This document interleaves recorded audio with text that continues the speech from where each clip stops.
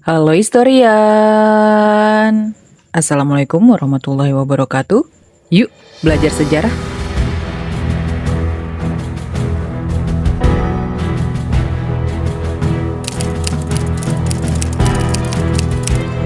Di tengah abad ke-20, dunia tidak hanya dibelah oleh batas negara, tapi oleh dua ideologi besar yang saling berhadapan, yaitu kapitalisme dan komunisme.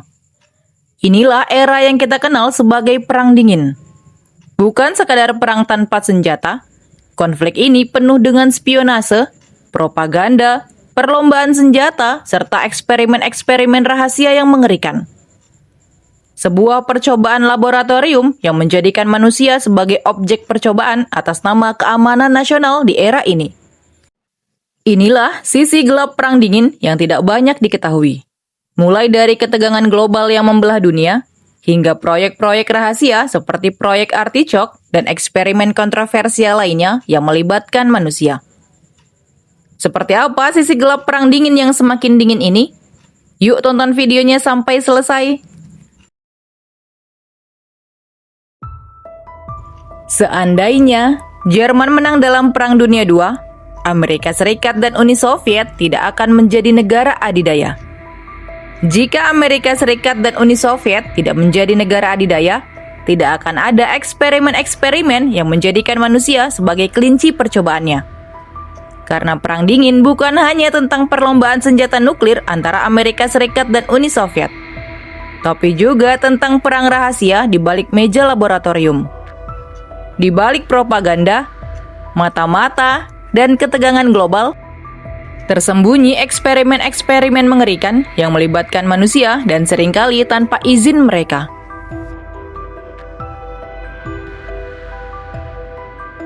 Perang Dingin pada dasarnya bukanlah perang dengan tembakan atau pertempuran langsung di medan laga, melainkan perang ketegangan, pengaruh, dan psikologis antara dua kekuatan besar dunia. Amerika Serikat dan Uni Soviet saling menggertak, saling menunjukkan kekuatan militer, teknologi, dan ideologi mereka tanpa benar-benar saling menyerang secara terbuka. Istilah Cold War sendiri memang populer setelah digunakan pada tahun 1947 oleh Bernard Baruch dan Walter Lippmann di Amerika. Tapi sebenarnya istilah ini sudah lebih dulu dipakai oleh penulis Inggris, George Orwell, pada tahun 1945 dalam sebuah artikel yang memprediksi akan munculnya kebuntuan nuklir antara beberapa negara super. Setelah Perang Dunia II berakhir pada tahun 1945, dunia tidak langsung memasuki masa damai yang sebenarnya. Justru sebaliknya, muncul persaingan baru antara dua negara pemenang Perang Dunia, Amerika Serikat dan Uni Soviet, yang kemudian melahirkan Perang Dingin. Amerika Serikat yang dipimpin oleh Presiden Harry S. Truman menganut demokrasi liberal dan kapitalisme. Sementara Uni Soviet di bawah pimpinan Stalin mengusung ideologi komunis. Keduanya sama-sama merasa ideologinya paling benar dan paling cocok untuk dunia. Ketegangan ini semakin nyata pada 12 Maret 1947 ketika Truman mengeluarkan doktrin Truman yang secara tegas bertujuan membendung penyebaran komunisme. Sejak saat itu, dunia terbelah menjadi dua blok besar. Blok Barat yang dipimpin oleh Amerika Serikat dan Blok Timur yang dipimpin oleh Uni Soviet. Puncak awal ketegangan ini terlihat jelas dalam krisis Berlin tahun 1948. Ketika Uni Soviet memblokade seluruh jalur darat menuju Berlin Barat yang berada di wilayah Jerman Timur. Sebagai respons, Amerika Serikat dan sekutunya melakukan Berlin Airlift, yaitu mengirim pasokan makanan dan kebutuhan hidup melalui udara. Dampaknya, Jerman terpecah menjadi Jerman Barat dan Jerman Timur. Tidak lama setelah itu, pada 4 April 1949, Amerika Serikat bersama negara-negara Eropa Barat membentuk NATO di Brussel sebagai aliansi pertahanan militer. Untuk menandingi hal ini, Uni Soviet membentuk Pakta Warsawa pada tahun 1955 bersama negara-negara Eropa Timur. Sejak saat itu, Perang Dingin semakin gencar karena Amerika Serikat dan Uni Soviet berlomba-lomba menunjukkan diri sebagai kekuatan paling unggul, baik secara militer, teknologi, maupun ideologi, hingga persaingan ini tidak hanya terjadi di medan diplomasi dan perang proksi, tapi juga merembet ke proyek-proyek rahasia dan eksperimen berbahaya terhadap manusia pada awal tahun 1950-an.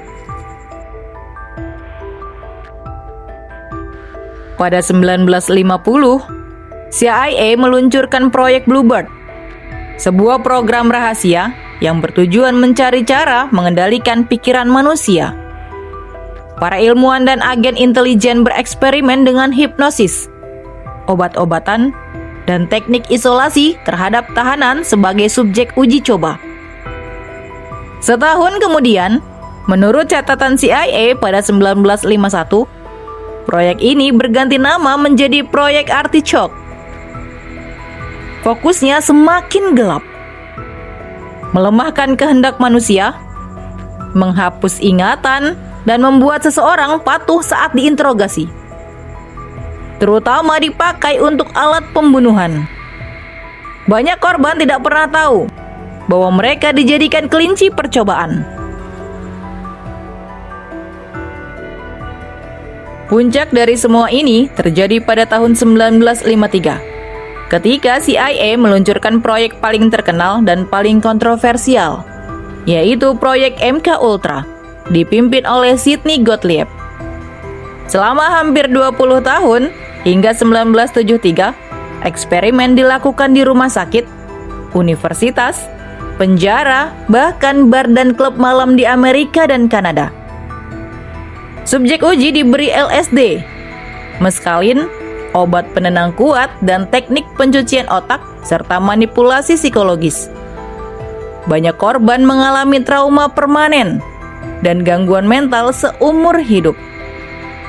Kebenaran tentang proyek ini baru terungkap ke publik pada 1975 melalui penyelidikan Komite Charge di Senat AS.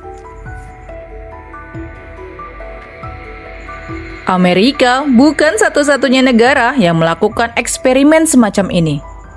Di Uni Soviet, pada 1950 sampai 1960-an, KGB atau Koza Bezposlezhnogo Obozreny di bawah tokoh seperti Yuri Andropov menggunakan rumah sakit jiwa sebagai alat kontrol politik.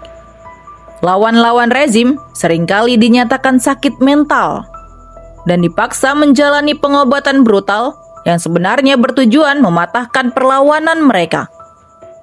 Ilmu kedokteran dipakai sebagai senjata politik. Memasuki awal 1960-an, CIA mengembangkan program lanjutan bernama Project MK Search yang mencari zat kimia untuk membuat seseorang tidak sadar atau patuh tanpa menyadarinya. Eksperimen bahkan dilakukan di luar negeri agar terhindar dari hukum Amerika. Pada saat yang sama, Amerika menjalankan Operation Paperclip pada tahun 1945 sampai 1959. Merekrut ilmuwan Nazi Jerman, termasuk Werner von Braun, untuk mengalahkan Uni Soviet dalam perlombaan teknologi dan luar angkasa. Demi kemenangan, masa lalu kelam mereka sering diabaikan. Tidak berhenti di situ, pada 1970, Amerika juga memulai Project Stargate, sebuah program militer dan intelijen yang meneliti remote viewing, yaitu kemampuan melihat jarak jauh hanya dengan kekuatan pikiran. Proyek ini berjalan hingga 1995, meski akhirnya dihentikan karena hasilnya dianggap tidak meyakinkan. Setelah puluhan tahun diwarnai persaingan senjata, perang proksi, propaganda, dan berbagai proyek eksperimen rahasia yang kelam, Perang Dingin akhirnya memasuki titik akhir pada tahun 1991. Runtuhnya Uni Soviet menjadi penanda resmi berakhirnya era ini. Dipicu oleh krisis ekonomi, reformasi politik glasnost dan perestroika yang digagas Mikhail Gorbachev, serta gelombang revolusi damai di Eropa Timur yang menggoyahkan blok komunis. Tanpa lagi memiliki lawan tanding seimbang, ketegangan global pun mereda. Tembok-tembok ideologi perlahan roboh, dan dunia memasuki babak baru yang lebih terbuka. Meski bayang-bayang Perang Dingin masih terasa dalam politik internasional hingga hari ini. Itu tadi sisi gelap Perang Dingin yang tidak pernah diungkap di publik. Semua proyek-proyek tersebut menunjukkan wajah gelap Perang Dingin. Ketika rasa takut dan ambisi kekuasaan membuat negara besar berani melanggar etika, hukum, bahkan kemanusiaan. Sejarah ini mengingatkan kita bahwa kemajuan ilmu tanpa moral bisa berubah menjadi bencana. Semoga video tadi bermanfaat dan menambah pengetahuan kita tentang sejarah, karena sejarah adalah guru kehidupan. Sampai jumpa di video selanjutnya.